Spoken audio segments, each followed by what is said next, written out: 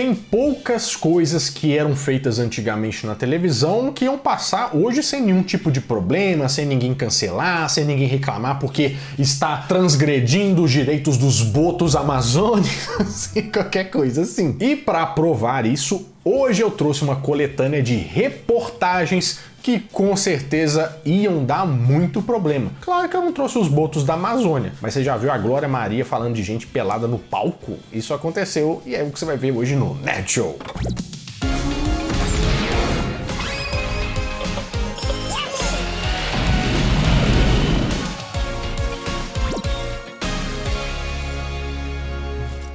Fala, meus queridos amigos, como estão vocês? Vocês estão bom, né? E já vamos começar por essa reportagem mesmo, porque Glória Maria sempre foi uma jornalista que a gente tem muito respeito e adorava as reportagens dela, principalmente aquela que ela viajava na própria viagem, né? Mas olha se você acha que essa reportagem daria algum problema. O Brasil se apaixonou por Babalu. Despachada sempre com o mínimo de roupa, Letícia Spiller marcou época na última novela das 7. Agora, longe da TV, ela enfrenta um duplo desafio. Vai fazer um papel dramático no teatro. E o que tem a ver o Fantástico fazer uma notícia, ou dar uma notícia dessa, que ela vai fazer uma peça de teatro? Porque tem um tanto de gente que faz, né? Pela primeira vez, terá que aparecer nua no palco. O espetáculo ainda não estreou, mas já está dando o que falar. Oh! E para provar que não ia passar hoje, a reportagem já começa com ela tirando algumas peças de roupa, com roupas menores, né? Na reportagem. Sou o melhor mecânico da cidade. O carro da sua namorada você nem liga. Era uma vez Abelardo, Heloísa. É porque se mostrasse vestida, talvez os meninos não lembrassem. É verdade. Tem um detalhe nessa reportagem que é uma coisa que eu odeio muito. E eu quero saber se você odeia também, tá? Eu tenho problema quando as pessoas começam a falar sobre o personagem delas na terceira pessoa. Tipo, e aí, como é que é a Heloísa? Heloísa foi uma mulher que viveu no século XII. Uma mulher muito com sede de paixão, de verdade, de liberdade. Uma pessoa que gosta das coisas como elas são, sabe? Diferente de mim, por exemplo, é o ser criatura. É o ser fazendo. E se for tipo Francisco Coco, é o mesmo personagem sempre. Aproveitando que você tá falando de coisa que te mata de raiva, me mata de raiva a gente que fica pelada no teatro. Não, mas não é. Não, tudo bem, mas nós vamos chegar lá. Porque eles começam a falar sobre o nu e começam a fazer toda uma reportagem de como que vai funcionar. Mas como que é? Você... Um dos momentos mais especiais, mais delicados dessa peça, não é? É a hora em que a personagem Heloísa se entrega por inteiro ao homem que ela escolheu. Ela de verdade se revela mesmo. Quer dizer, agora é uma coisa tão difícil que até pra gente mostrar como é que isso vai funcionar durante o espetáculo é complicado. Então... Como que a pessoa fica pelada, Bobrelano? Assim, ó. Não é? Tem que ter essa engenharia toda uma reportagem pra isso? Não, o que me mais mata de raiva também é porque o diretor, eu sei que não deve ser isso, mas na minha cabeça é assim, ó. Não fica parecendo que o diretor é um taradão, que ele fica dando desculpa pra assim, não, aí tem uma cena que... não sei, você podia ficar pelado e tal, porque parecendo que ele tá querendo ver a pessoa pelada e finge que tem que ter uma cena, porque fala, isso aqui e tal, é meio estranho, ele conversa demais. Aí Abelardo leva ela, traz ela pra cá, deixa, se afasta um pouco para ver e se mostra para ele. Esse encontro é absolutamente sublime, é absolutamente especial e muito bonito. E chega uma parte da reportagem que a Glória Maria, ela é gente como a gente, né? Ela vai e meio que manda real. Mas não dá pra negar que quase todo mundo vai vir pra esse teatro ver a Letícia Spiller tirando a roupa. Isso te incomoda? Não me incomoda porque as pessoas vão se deparar com uma história diferente, com um contexto completamente oposto a somente um corpo exposto. Quem vier, é até bom que venha mesmo, só esperando isso, porque vai aprender coisas, vai acrescentar coisas para si próprio, né? Babarelano, Oi. a quem estamos querendo enganar aqui? Assim, eu acho que tem muita gente que gostaria mesmo de ver. A peça? Ninguém ia querer ver essa peça. Não, ela pelada. Não, todo mundo. Tem uns caras que já vão de luva. Não, mas é porque o que eu ia falar é que eu não gosto. Mesmo se fosse um cara, eu não ia gostar. Sabe por quê? Eu não sei pra onde eu olho. É mesmo, porque a pessoa tá pelada em cima do palco. Aí você fica do lado das outras pessoas. Aí as pessoas vão pensar... Que sabe quando você, por exemplo, que se você for vai que você vai num motel. Se você entra na guarita, você não fica pensando que a pessoa da guarita tá te julgando, fazendo... lá. E olha o tanto de gente no teatro. Você se sente um pervertido do lado de uma vovó de 90 anos. Com certeza. É como se fosse assistir o live action, né? A ação ao vivo da banheira do Gugu. Mas pelo menos a gente tem que defender um ponto aqui, que eles foram sinceros e falaram que ia ter a Letícia Spiller pelada, Não, né? tudo bem, mas eles não são sinceros falando que o povo vai pela arte. Vem o que vai surpreender. Gente, que mentira. Todo mundo queria ver ela pelada. Mas e quando você é surpreendido com um Tobias no meio da sua cara? Sem imaginar. Renato, não se faça de leso, que você já passou por isso. O quê? O quê? Peraí, nós estamos falando de quê? Que eu não tô entendendo. Nós já fomos a uma peça de teatro e no meio do trem os caras ficaram pelados. Nossa, mas eu tô pensando que você tá falando assim, ó. Do nada eu acordei. Não é isso que eu tô pensando. Porque teve uma vez que a gente foi numa peça de teatro e os caras do nada tiraram a roupa e começaram. Aí eu.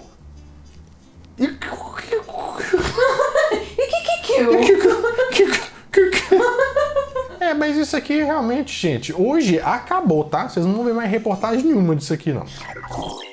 Eu não sei se vocês sabem, se eu já contei aqui no canal alguma vez, e se eu contei, vocês por favor me falam assim, Renato, você realmente está ficando velho, aqui nos comentários, porque é uma história que às vezes eu conto. Mas eu já fui cabeludo. Eu não estou falando sobre queda capilar nem nada do tipo, eu tô falando que eu tinha um cabelo grande, sabe? Metal e tal. Não era por causa de rock nem nada, é só porque eu achava que eu era feio. Aí eu falei assim, vou deixar aqui, né, as cortinas, porque se tem cortina, o show não aparece. Mas tem algumas reportagens nesse sentido sobre cabelo que não ia aparecer mais. Aí assim, mas sobre o cabelo? O que tem a ver o cabelo com o negócio? Então, dependendo dos termos que você usa na reportagem, ela não ia passar. Como, por exemplo, essa reportagem aqui. E esse cabelo? Não. Por quê? Porque meu cabelo vale ouro. Mó ciúmes, mó cuidado, então não dá pra vender, não. É um estilo de vida, não é um acessório, não é uma roupa que eu uso. Já perguntando aqui, já aproveitando, você venderia o seu cabelo, Bobarelano? De jeito nenhum. Mas nenhuma oportunidade você venderia o seu cabelo? Nenhuma. E olha que você tinha um cabelão, hein? É, mas eu doaria. Vender eu não venderia. Ah, tá. Você venderia o seu cabelo, de alguma forma? Nessa reportagem aqui, eles estão fazendo uma reportagem sobre pessoas que venderam o cabelo, principalmente pra pagar contas. Eu tenho a última prestação do meu carro para pagar, estou desempregada e eu preciso do dinheiro. É um boleto e uma mecha, né? Os dois, assim, ó, eles se fundiam. Mas algumas pessoas se importam bastante, né? Mas a Simone, ela ficou muito feliz. Feliz porque eu vou conseguir pagar minha dívida. E triste porque eu vou ficar com saudade do meu cabelinho. E olha só que jogada de marketing genial que eles põem nessa reportagem aqui, ó. Eles estão fazendo uma reportagem na Galeria do Rock de um monte de salão de beleza que compra cabelo. Aí você fala assim, mas o que tem a ver o Galeria do Rock com o salão de cabeleireiro? Estrategicamente instaladas perto de lojas de disco de metaleiros, essas cabeleireiras não precisam andar muito para encontrar matéria-prima. Difícil mesmo é convencer os cabeludos. Mas o que não passaria hoje dessa reportagem, Renato? Você pergunta. Aí eu te respondo, porque tem gente que é muito empreendedor, à frente do tempo. Tem gente que vai buscar esse cabelo longe. O Edivaldo viaja até 30 mil quilômetros para comprar. Ele vai a aldeias de índios e garimpos. Pago mais barato, porque eles são meio leigos, né, no negócio, então a gente chega e até às vezes troca por mercadoria. Um relógio, um cordão. Então, ele tava meio no período das grandes navegações aqui, né? Tentando trocar espelho com o indígena, assim. Essa reportagem hoje ia dar uma treta, Jesus toma conta. Não só essa reportagem, mas como muitas outras coisas que falavam de cabelo antigamente, porque toda vez que aparecia um cabelo crespo na televisão, o povo já metia ali uma chapinha. É mesmo? Umas brincadeiras envolvendo cabelo que eram bem assim, hoje em dia isso ia dar. É mesmo, se vocês quiserem um episódio sobre umas situações da televisão que não acontecem mais hoje, ia dar um episódio disso aí, não ia? A gente pode fazer, mas você tem que me pedir aqui embaixo, nos comentários. Eu achei uma pérola do jornalismo brasileiro. É muita coisa acontecendo, isso aqui nós vamos ter que destrinchar para vocês entenderem. Mas vamos começar contando essa história com um plantão do Jornal Nacional, porque antigamente não tinha o plantão da Globo, mas tinha o plantão extra do Jornal Nacional, e teve uma vez na programação que interrompeu 2 vezes. Um só para dar uma notícia falada e a outra aparece a reportagem. Olha só, mas presta bem atenção em tudo que está acontecendo. Depois de 36 horas de operação, prisão e finalmente a saída de Assunção do Paraguai, os policiais da Divisão de Repressão e Entorpecentes estão trazendo para o Brasil Aloysio Galvão, Nilo Cunha da Silva, professor, e Alberto Salustiano Borges, o Chocolate, apontados como integrantes do comando do sequestro. Ok, temos muitas coisas acontecendo aqui, né? Porque é o Marcelo Rezende dentro de um jato com os policiais falando sobre os bandidos que eles prenderam, isso na cara deles. Vai falar que isso aqui não é coragem. O homem é corajoso pra caramba. Mas vocês não estão achando um pouco estranha essa história, não? Na verdade, no título desse vídeo aqui, ó, tá falando assim: Marcelo Rezende sai da prisão e tá voltando num jato com uns caras que vão ser presos. Essa história é meio maluca, né? Pra gente entender direitinho o que tá acontecendo, eu vou pedir até a liberdade pra vocês pra contar 2 histórias. Pode ser? Porque eu contando essas 2 histórias, elas vão se encaixar no final e você vai ver como que essa história é maluca. Você vai achar que não tem nada a ver. Mas a primeira parte da nossa história é do Rock in Rio de 1985, que por acaso foi o primeiro Rock in Rio que foi feito, né? Eu ficava um pouco em dúvida porque eu ficava olhando Rock in Rio Lisboa, mas não é no Rio? Por que tá fazendo em Lisboa? Aí eu fiquei pensando que esse trem era até internacional, mas não é. O primeiro Rock in Rio, ele foi criado aqui no Brasil por um cara que tinha uma agência de publicidade. Teve uma época em que aqui no Brasil era conhecido pelas coisas não darem certo, pelas coisas não terem qualidade. E esse ano era 2024.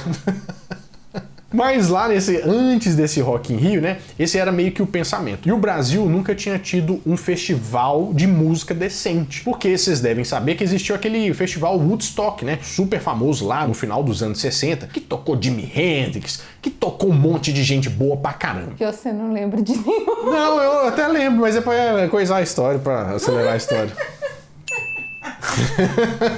Tem uns caras aí que tocaram.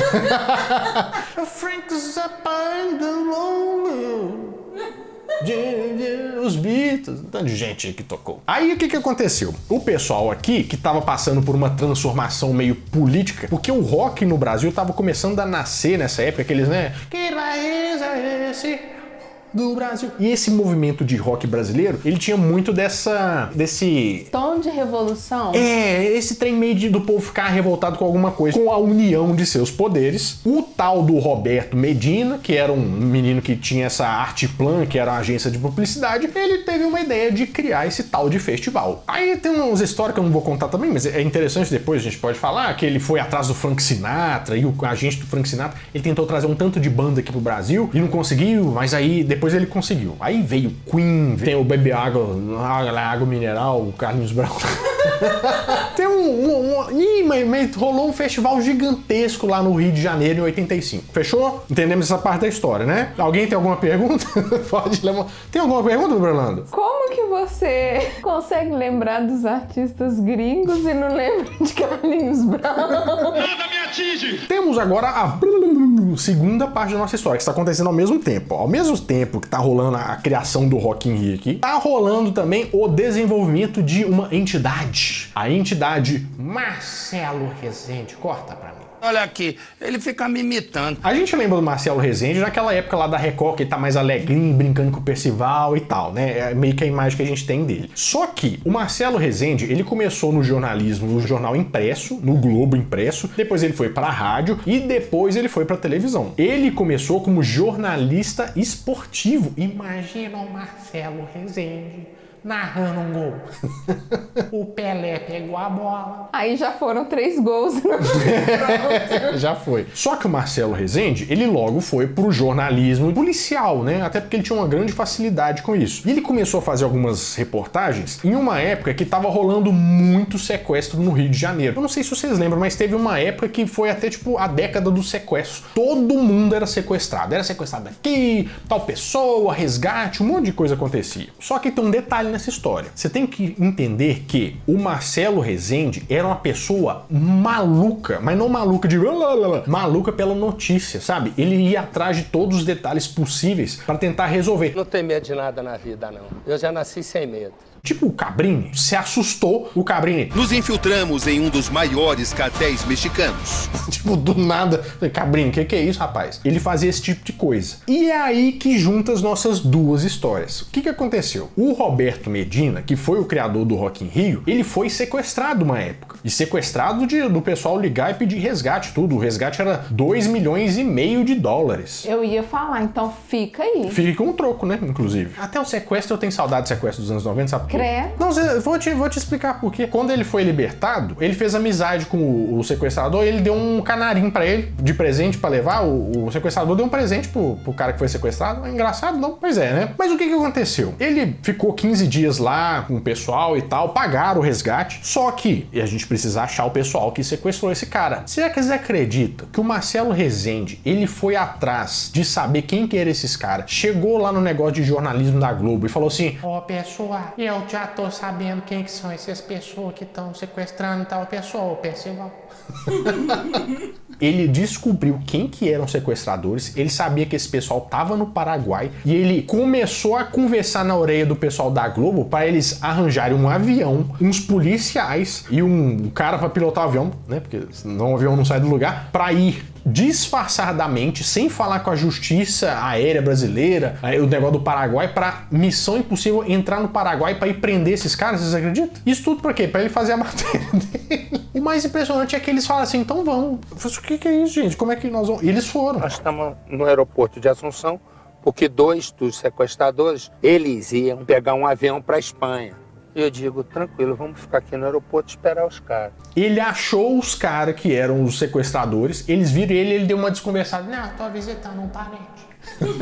Eu vim buscar Moamba. E a polícia do Paraguai ficou de olho, e aquele track, leque. No final das contas, teve um problema diplomático entre o Brasil e o Paraguai por causa do Marcelo Rezende, que entrou escondido lá para tentar achar esses caras. No dia seguinte que ele chegou lá, eles foram lá, prenderam os caras, mas todos eles foram presos pela justiça do Paraguai. Vocês acreditam nisso? Aí teve que mobilizar o Collor, teve que mobilizar o pessoal da Globo, da Justiça do Paraguai, e no final das contas, de falar tanto na cabeça do pessoal, eles conseguiram sair. Só que não podia levar as gravações das fitas que eles tinham feito da matéria lá. Aí assim, pronto. Que não vou vou levar o quê? Você tá doido? Você acredita? Você adivinha o que ele fez, meu Bruno? Inseriu. Não inseriu. Eles não sabiam o que tinha nas fitas. E você acredita que ele tinha levado umas fitas gravadas da Xuxa? Eu peguei as fitas e entreguei pro general. O general Santos tá dançando hilarie, até hoje. E o fim da história é ele nesse avião, voltando de lá, falando assim. E virou uma super lenda do jornalismo brasileiro. Isso aqui não é nem porque não vai ter só isso de você entrevistar o cara na cara que não. É porque não se fazem mais jornalistas como esse de antigamente, não. Ninguém nunca vai querer fazer isso. Tem muita coisa a perder, né? E também o bandido dos anos 90 pra cá, ele evoluiu num É verdade. Tem essa parada também. Mas Marcelo Rezende... Eu tiro meu chapéu!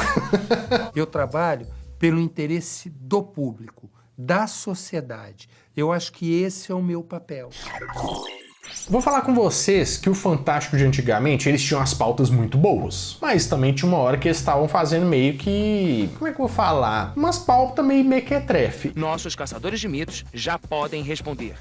O que molha mais? Correr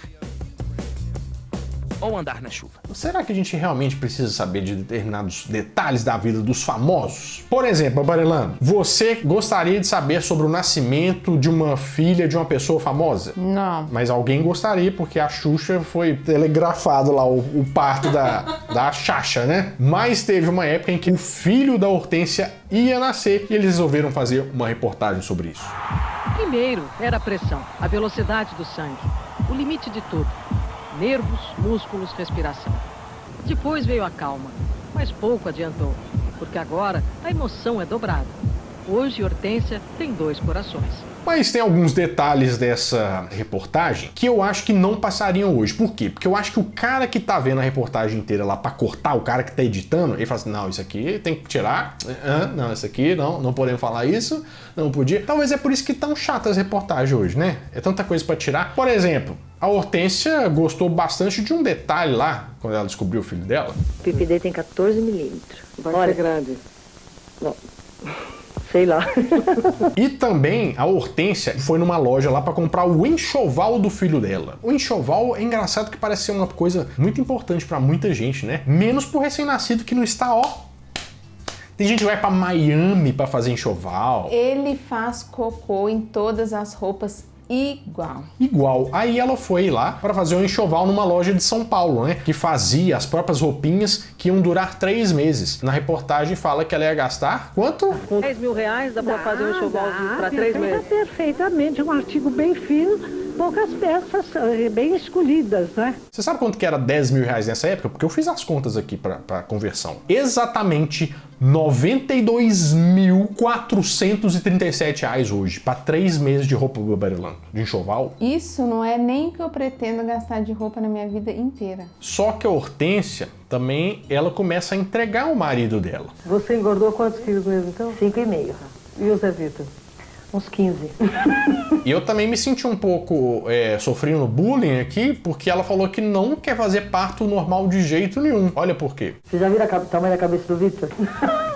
Meu filho vai nascer enorme, gente. Algum comentário, Barelando? Eu não vou ter filho, tô suave. Mas se tivesse, né, ia ser... Eu conversei com o meu médico o seguinte, suponhamos que um acidente aconteça. Sim. Quero cesárea. Quero nem tentar. Entendi. Mas o marido dela dá o troco e que com certeza ele seria cancelado por 3 instituições só nessa fala aí, ó. Ela tava chata, mal-humorada, antipática, foi duro. Ela podia vomitar à vontade, mas simpática. Entendeu? Barelando, me fala argumentos que seriam usados hoje contra esse vídeo. Não posso falar, porque senão quem vai ser cancelado sou eu. Ah, tá. Eu falo assim, mas você não entende nada da maternidade. Os homens não entendem da maternidade. Não sei o que. Ia ser um negócio mais nesse sentido, assim, não ia? Não entende mesmo, mas é exatamente. Não, a gente não entende mesmo. Maternidade é da mãe e o pai é paternidade, entendeu? Não pode ser, não. Hoje tem que entender de tudo. Você tem que ter todas as experiências, Barelando. Mas quando a gente não sabe uma coisa, a gente pode ir atrás, não é? Com certeza. A gente pode tentar se engajar na coisa, gerar um tipo de conhecimento pra gente poder ajudar na sociedade. A gente pode aprender tudo que a gente quiser. Mas é claro que se você tiver uma ajuda da...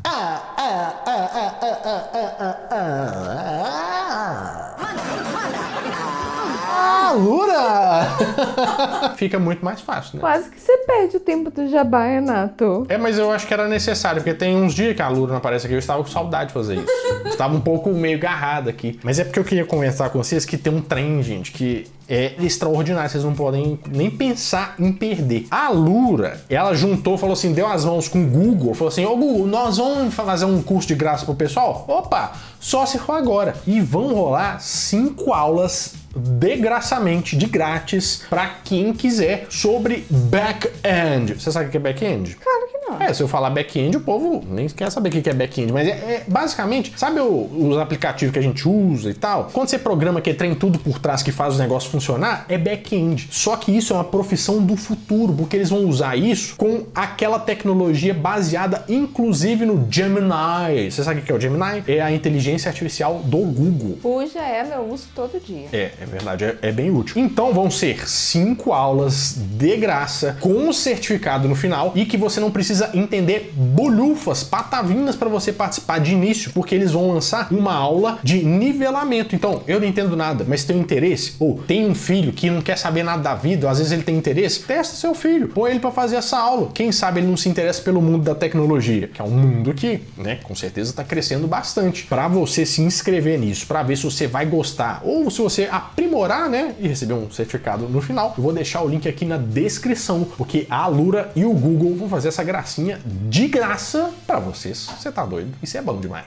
Mas agora é uma reportagem que eu vou ter que pisar em ovos, Bárbara Leandro. Vamos fazer um disclaimer? Nós vamos ter que fazer todos os... Eu vou ficar parecendo o apresentador do Big Brother tentando não ser cancelado por diversas pessoas. A gente sabe que os pães de queijinho que estão vendo esse vídeo, eles são inteligentes. É claro, né? Que senão eles não estavam aqui. Então, gente, vamos usar a massa cinzenta direito. Se entendeu errado, volta, assiste de novo. Não vamos criar discórdia, não. Porque tem uma reportagem que eu tenho certeza absoluta que não passaria hoje pelos motivos errados, na minha opinião. Porque é uma reportagem que mostra um outro lado de uma moeda e que, na verdade, faria a gente pensar para ter um mundo um pouco menos complicado, se é que a gente pode dizer assim. A reportagem é As Poderosas. Açúcar, tempero e tudo que há de bom. Deixa eu explicar o que eu tô pensando com isso aqui, ó. É porque, eu não sei se vocês perceberam, mas a gente tem passado por um período em que todo mundo é militante de alguma esfera, né? Então, tipo,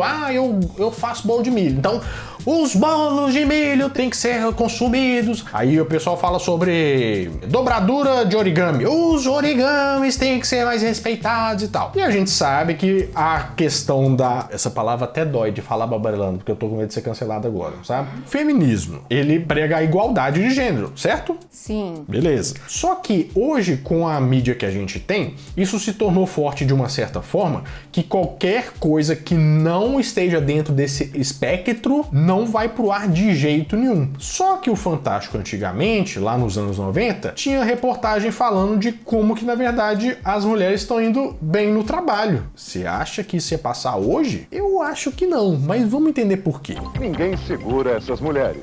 Cada vez mais elas ocupam cargos executivos e conseguem altos salários. Bom, agora vamos analisar um pedaço, né? O que os homens da reportagem falam sobre isso? Na minha cabeça não tem problema nenhum. Realmente, eu fico orgulhoso. Ela tá ganhando mais, ela tá indo bem. Tem uns momentos de crise. Eu me sinto a baleia azul, talvez, aí, né? E vamos ver também quem são as pessoas que participaram dessa entrevista. Essas mães sonharam para as filhas um bom casamento, com um engenheiro, um advogado. Elas cresceram e se tornaram elas próprias as engenheiras, as advogadas. Meu nome é Letícia Lemos Sampaio. Josi Nogueira.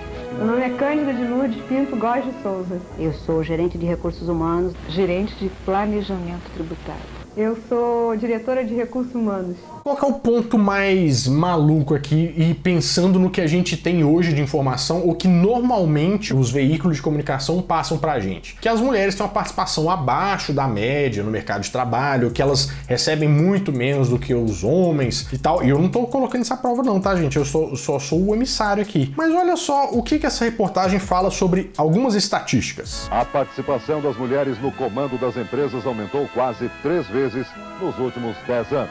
E elas estão chegando mais cedo aos postos de chefia. Têm, em média, 35 anos contra 41 dos homens. E também elas debatem um pouco sobre... Como é que eu vou explicar? Porque assim, ó, normalmente isso é pensado que o homem que trabalha muito abandona a família e que isso é um traço meio só do homem, e não da profissão que ele está exercendo, por exemplo, de um cargo alto, que tem que ficar lá na empresa e tal. Mas, aparentemente... é uma coisa meio que independe de quem tá ocupando, porque as mulheres sofrem bastante com isso também. Assim, primarinho, que tinha reunião, essas coisas, aí minha mãe, era difícil ela poder ir, sabe?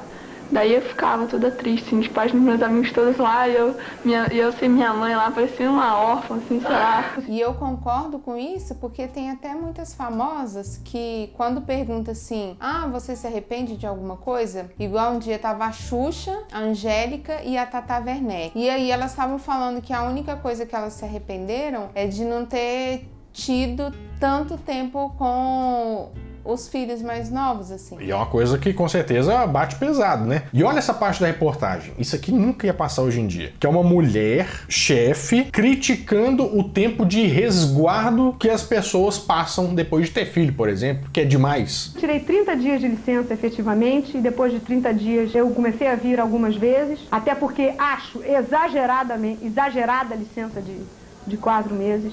Do ponto de vista produtivo, é uma licença exagerada. Nossa, ainda bem que não vai passar. Então, por isso que eu tô falando que, assim, não ia dar treta essa reportagem? Nossa, com certeza. Mas o povo ia pegar fogo, assim, ó. E também tem uma parte no final aqui do Fantástico fazendo a pesquisa, que é... O painel do Fantástico aproveita o assunto e quer saber a sua opinião. Você acha que a mulher deve deixar a família em segundo plano para vencer no trabalho? E o resultado é um pouco até surpreendente. 41,1% responderam que sim, que ela deve se preocupar primeiro com o sucesso profissional.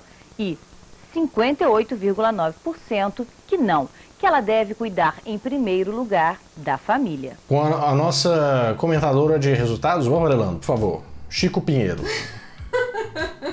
Eu acho que ela tem que fazer o que ela quiser. O povo tá preocupado demais também, sabe? Eu vou falar com vocês um negócio, ó. Por que eu trouxe essa reportagem aqui? Essa reportagem mostra um pouco que a gente tá ficando tanto dentro de caixas e caixas e caixas que não conversam com outras caixas, que a gente tá perdendo um pouco do traquejo de falar com outros seres humanos, debater com os outros, falar com outras pessoas, pegar outras ideias. E vamos falar a verdade, gente? Se você quiser ser executivo e tal, não é só porque você é mulher, homem e tal, você vai ter que ser pra fazer o que quiser, gente. Até youtuber você pode fazer. Eu trouxe essa reportagem mais pra gente pensar um pouco nisso. Essa reportagem talvez precisasse passar hoje em dia de novo. Bom, eu vou ficando por aqui, mas toda semana eu volto com mais um vídeo quentinho, fresquinho, crocante pra vocês. Então, adeus!